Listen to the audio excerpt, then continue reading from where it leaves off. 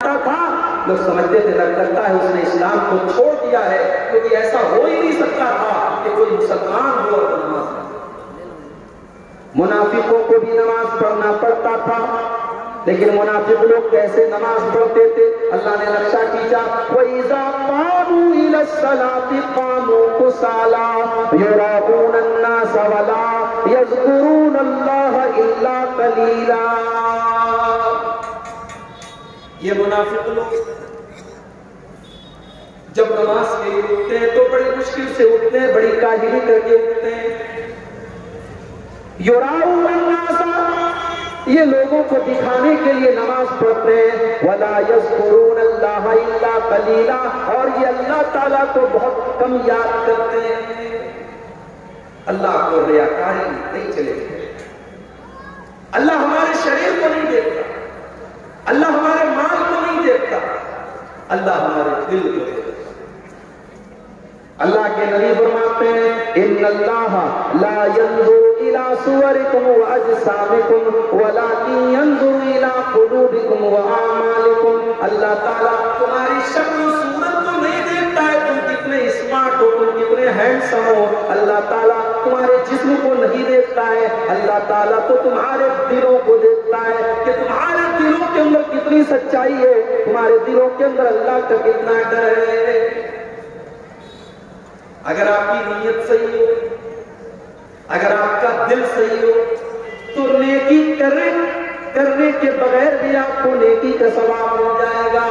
اگر آپ کی نیت صحیح ہوگی، اللہ نے فرمایا وَمَن يَخْرُجْ مِن بَيْتِهِ مُهَاجِرًا إِلَى اللَّهِ وَرَسُولِهِ ثُمَّ يُدْرِكُهُ الْمَوْتُ فَقَدْ وَقَعَ أَجْرُهُ عَلَى اللَّهِ۔ اگر کوئی انسان اپنے گھر سے نکلا تھا ہجرت کرنے کے لیے، اللہ کی راہ میں اپنا وطن چھوڑ کے جا رہا تھا، اپنا شہر چھوڑ کے جا رہا تھا اللہ کے لیے اور اس کے رسول کے لیے وہ ہجرت کر کے جا رہا تھا، اور راستے میں اس کا انتقال ہو گیا، راستے میں اس کی موت ہو گئی، فقد وقع اجرہ علی اللہ، تو اس کو پورا ثواب ملے گا۔ بخاری کی پہلی حدیث پتہ ہے کیا؟ بولو بھائی، طلبہ سے نہیں پوچھ رہا ہوں، علماء سے نہیں پوچھ رہا ہوں، عام آدمی بتائے، سنے ہو کبھی بخاری کی پہلی حدیث؟ اگر اہل حدیث ہو اور بخاری کی پہلی حدیث یاد نہیں ہے تو افسوس کی بات ہے۔ ہاں، انما الاعمال بالنیات، ہمارے چچا نے جواب دیا۔ پہلی حدیث بخاری شریف، حضرت عمر فاروق رضی اللہ تعالیٰ عنہ حدیث کے راوی ہیں، فرماتے کہ میں نے اللہ کے نبی کو فرماتے یہ سنا ہے، انما الاعمال بالنیات، سارے عمل کا دار و مدار نیت پر ہے۔ اگر آپ کی نیت ہی صحیح نہیں ہے، آپ کا مقصد ہی صحیح نہیں ہے، تو آپ کا عمل بھی اللہ کے یہاں برباد ہو جائے گا۔ سارے اعمال کا دار و مدار نیت پر ہے۔ وَإِنَّمَا لِكُلِّ امْرِئٍ مَّا نَوَىٰ، اور ہر انسان کو وہی ملے گا جس کی اس نے نیت کی ہوگی۔ فَمَنْ كَانَتْ هِجْرَتُهُ إِلَىٰ دُنْيًا يُصِيبُهَا أَوْ امْرَأَةٍ يَنكِحُهَا فَهِجْرَتُهُ إِلَىٰ مَا هَاجَرَ إِلَيْهِ۔ پاکو شہر، پاکو کو چھوڑ کر کے آپ کے پاکڑ کا رہنے والا کوئی انسان ممبئی میں جا کر کے رہتا ہے، کلکتہ میں جا کر کے رہتا ہے، بنگلور میں جا کر کے رہتا ہے، دلی میں جا کر کے رہتا ہے، اس کا مقصد کسی لڑکی سے شادی کرنا ہے، اس کا مقصد وہاں جا کر کے پیسہ کمانا ہے، اور ایک انسان اپنا شہر چھوڑ کر کے دوسرے شہر میں جاتا ہے اس لیے کہ وہ اپنے شہر میں نماز نہیں پڑھ پاتا، وہ اسلام پر عمل نہیں کر پاتا، وہ اپنے شہر سے ہجرت کر جاتا ہے، اپنے وطن کو چھوڑ کے چلا جاتا ہے اللہ کے لیے، اس کے رسول کے لیے۔ کام تو صحیح، لڑکی سے شادی کرنے کو جہاں جا رہا ہے وہ بھی تو وطن کو چھوڑ کے جا رہا ہے، جو کاروبار کرنے کے لیے اور پیسہ کمانے کے لیے جا رہا ہے وہ بھی تو وطن چھوڑ کے جا رہا ہے، مگر اللہ کے نبی فرماتے ہیں کہ دونوں کی نیت میں فرق ہے۔ جو اللہ کے لیے اپنا وطن چھوڑ کے جا رہا ہے اس کو ہجرت کا ثواب ملے گا، جو لڑکی کے لیے جا رہا ہے، جو پیسے کے لیے جا رہا ہے اس کو ہجرت کا ثواب ملنے والا نہیں ہے۔ شریعت میں نیت کا بڑا رول ہونا چاہیے۔ اور اب میں جو حدیث آپ کو سنانے جا رہا ہوں، اس حدیث کو حضرت ابو ہریرہ رضی اللہ تعالیٰ عنہ سنانے لگتے ہیں تو بے ہوش ہو جاتے ہیں۔ اس حدیث کو سنانے کے پہلے حضرت ابو ہریرہ بے ہوش ہو جاتے ہیں، ہوش آتا ہے، پھر اللہ کے نبی کی یہ حدیث سنانے کی کوشش کرتے ہیں، پھر بے ہوش ہو جاتے ہیں، لگاتار 3 بار بے ہوش ہوتے ہیں۔ تیسری بار جب ہوش آتا ہے، حضرت ابو ہریرہ کہتے ہیں کہ وہ لوگوں، میں نے اللہ کے نبی کو فرماتے ہوئے سنا ہے، ان اول الناس تسعر بهم النار یوم القیامہ، سب سے پہلے قیامت کے دن جن لوگوں کو جہنم کی آگ میں ڈالا جائے گا اور جن کے ذریعے جہنم کی آگ کو سلگایا جائے گا، جن کے ذریعے جہنم کی آگ کو بھڑکایا جائے گا، وہ 3 لوگ۔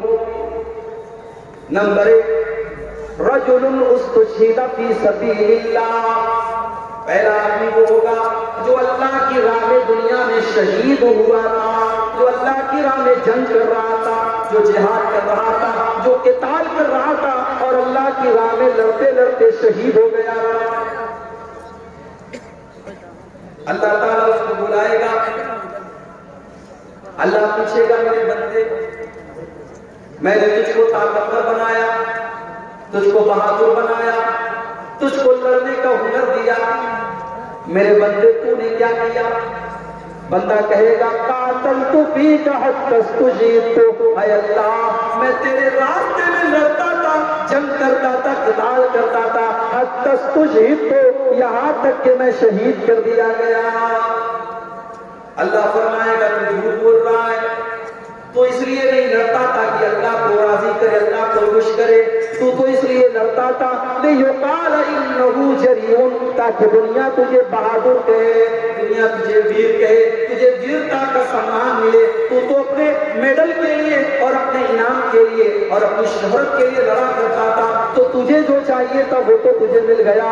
اب اس کے بعد اللہ تعالیٰ حکم دے گا اس کو گھسیٹ کر کے جہنم میں ڈال دیا جائے گا۔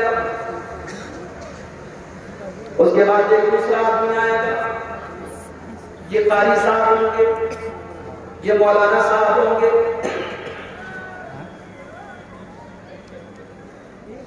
یہ دین کے عالم ہوں گے۔ اللہ پوچھے گا میرے بندے میں نے تجھے قرآن کا علم دیا، تجھے میں نے قرآن کا قاری بنایا، تجھے قرآن کا عالم بنایا، تو نے کیا کیا؟ بندہ کہے گا تعلمت العلم وعلمته آناء اللیل وآناء النہار، اے اللہ میں راتوں دن قرآن کو پڑھتا رہا، پڑھاتا رہا، سیکھتا رہا، سکھاتا رہا، اے اللہ میں تیرے دین کے علم کو دوسروں تک پہنچاتا رہا۔ اللہ فرمائے گا تو جھوٹ بول رہا ہے، تو نے اس لیے علم دین حاصل کیا لِيُقَالَ إِنَّهُ عَالِمٌ، تاکہ دنیا تجھے علامہ کہے، تجھے عالم کہے، تیرے علم کا چرچا ہو جائے، لوگ تیری تعریف کرے، اس لیے تو نے علم دین حاصل کیا۔ تیرا مقصد اللہ کو راضی کرنا نہیں تھا، تو اللہ کو خوش کرنے کے لیے دین کو نہیں سیکھتا تھا، نہیں سکھاتا تھا، اور اس انسان کو گھسیٹ کر جہنم کی آگ میں ڈالا گیا۔ اس کے بعد ایک تیسرا انسان آئے گا، یہ وہ ہوگا جس کو اللہ نے بہت مال و دولت سے نوازا ہوگا، اور جو دنیا میں اللہ کے راستے میں بہت چندہ دیتا تھا، بہت دان دیتا تھا، بہت پیسہ دیتا تھا۔ اللہ پوچھے گا میرے بندے میں نے تجھ کو اتنا سارا مال دیا، تو نے کیا کیا؟ بندہ کہے گا اے اللہ مجھے جہاں پر بھی پتا چلا کہ وہاں مال دینے سے تو خوش ہوتا ہے، تو راضی ہوتا ہے، اے اللہ میں تیرے راستے میں مال خرچ کرتا رہا۔ اللہ فرمائے گا تو جھوٹ بول رہا ہے، تو جھوٹ بول رہا ہے، تو اس لیے پیسہ خرچہ کرتا تھا تاکہ دنیا والے تجھے سخی کہیں، تجھے فیاض کہیں، تجھے دینے والا کہیں، تجھے دانی کہیں، تو تجھے جو چاہیے سب مل گیا۔ اس کے بعد اللہ کے نبی فرماتے ہیں اس اللہ کی راہ میں پیسہ خرچہ کرنے والے کو بھی گھسیٹ کر کے جہنم میں ڈال دیا جائے گا۔ جب یہ حدیث ختم ہو گئی، حضرت امیر معاویہ رضی اللہ تعالیٰ کے پاس حدیث سنائی گئی۔ حضرت امیر معاویہ یہ حدیث سن کر کے رونے لگتے ہیں اور ان کی حالت خراب ہو جاتی ہے، وہ بے ہوش ہو جاتے ہیں، اور جب ہوش آتا ہے تو کہتے ہیں کہ لوگوں یہ تو بڑی بڑی نیکی کرنے والے لوگ تھے، مگر ان کی نیت صحیح نہیں، ان کی نیت میں کھوٹ تھا، اخلاص نہیں تھا، ان کے اندر ریاکاری تھی، دکھاوا تھا، اس لیے اللہ نے ان کا یہ جان ہوا۔ اور اس کے بعد حضرت معاویہ نے سورہ ہود کی آیت پڑھی، من كان يريد الحياة الدنيا وزينتها نوفي إليهم أعمالهم فيها وهم فيها لا يبخسون۔ جو دنیا کو حاصل کرنے کے لیے، دنیا کمانے کے لیے، دنیا بنانے کے لیے نیک عمل کرے گا، اس کو دنیا تو مل جائے گی، اولئک الذین حبطت اعمالهم، لیکن ان کی ساری نیکیاں برباد ہو جائیں گی، آخرت میں ان کو کچھ بھی ملنے والا نہیں ہے۔ تو میرے بھائیو، آج اخلاص کی کمی ہے، آج ہماری نیکیوں کی نمائش کرتے ہیں، ہم نیکیوں کو دکھاتے ہیں، اور جب تک سارے زمانے کو یہ جتا نہ لے کہ ہم نے یہ نیک کام کیا ہے، تب تک ہمیں چین ہے۔ ایک آدمی محلے میں بنیا کیا سے ادھار دیتا، اور کافی اس نے ادھار لے لیا، بنیا بیچارہ پریشان تھا، یہ اس کا پیسہ دیتا نہیں۔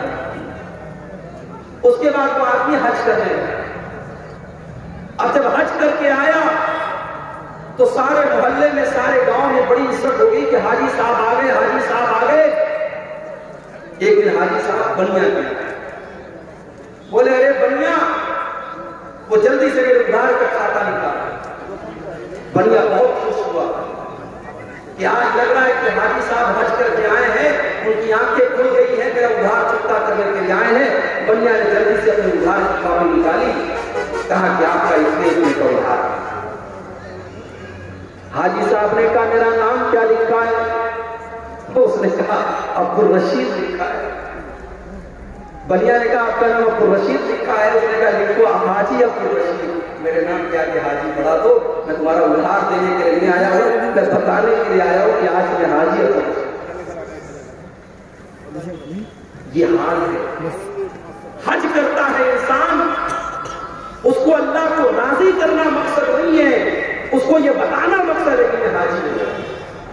اپنے عمل کی نمائش، ایک دور تھا جب کہاوت کی نیکی کر دریا میں ڈال، آج وہ دور ہے کہ نیکی کر فیس بک پر ڈال، نیکی کر یوٹیوب پر ڈال، نیکی کر سوشل میڈیا پر ڈال۔ آج وہ نیکی کی جب تک ہم نمائش نہ کر لیں تب تک ہمیں چین نہیں۔ میرے پیارے ساتھیوں، کل قیامت کے دن جب سورج 1 میل کی دوری پر ہوگا، اللہ تعالیٰ اپنے کچھ بندوں کو اپنے عرش کا سایہ دے گا۔ اللہ کے ان بندوں میں وہ ایک بندہ بھی ہوگا، وَرَجُلٌ تَصَدَّقَ بِصَدَقَةٍ فَأَخْفَاهَا حَتَّىٰ لَا تَعْلَمَ شِمَالُهُ مَا تُنْفِقُ يَمِينُهُ۔ جو اللہ کی راہ میں صدقہ کرے، خیرات کرے، اور بائیں ہاتھ کو بھی پتہ نہ چلے کہ داہنے ہاتھ میں کیا خرچ کیا، کتنا چپکے سے وہ صدقہ کرے، کتنا خفیہ طریقے سے وہ صدقہ کرے۔ جاڑے کا موسم ہے، ایک غریب آدمی بیچارہ کسی فٹ پاتھ پر لیٹا ہوا ہے، ٹھنڈی ہوائیں چل رہی ہیں، وہ ٹھٹھرا ہوا ہے۔ ایک امیر آدمی آتا ہے، اپنی 4 ویلر سے، اپنی کار سے اترتا ہے اور اس غریب کو کمبل اڑاتا ہے اور چلا جاتا ہے۔ نہ اس امیر کو پتا کہ میں نے کس غریب کی مدد کی، نہ غریب کو پتا کہ کس امیر نے میری مدد کی۔ اللہ کو ایسا صدقہ بہت پسند ہے میرے پیارے ساتھیوں، آج ایسا صدقہ ہمارے سماج سے ختم ہوتا چلا۔ حضرت عمر فاروق رضی اللہ تعالیٰ عنہ رات کے سناٹے میں ایک مکان میں جاتے تھے، تھوڑی دیر تک مکان کے اندر رہتے تھے، گھنٹہ 2 گھنٹہ کے بعد اس مکان سے نکل جایا کرتے تھے۔ ایک دن حضرت طلحہ رضی اللہ تعالیٰ عنہ نے دیکھا کہ رات کو حضرت عمر اپنے گھر سے جا رہے ہیں۔ حضرت طلحہ نے پیچھا کیا، دیکھا کہ حضرت عمر ایک مکان کے اندر گئے، دروازہ بند کر لیا، اور پھر 2 گھنٹے کے بعد اس مکان سے نکلے۔ حضرت طلحہ کچھ نہیں بولے۔ صبح ہوئی، اس مکان پر پہنچے، دروازہ کھٹکھٹایا، اندر سے آواز آئی چلے آؤ۔ حضرت طلحہ نے دروازہ کھولا، اندر ایک بڑھیا عورت جو کام کاج کرنے کے لائق نہیں تھی، بالکل بڑھیا ہو چکی تھی، ایک بڑھیا عورت بیٹھی تھی۔ حضرت طلحہ نے پوچھا امی جان رات میں آپ کے گھر میں ایک انسان آتا ہے، وہ کیوں آتا ہے؟ کہا بیٹا مجھے اس کا نام نہیں پتا، مجھے نہیں پتا وہ کون ہے، وہ روزانہ رات کو میرے گھر میں آتا ہے، میں پاخانہ کر دیتی ہوں، میں گندگی کر دیتی ہوں، وہ اللہ کا بندہ کر کے میری گندگی کو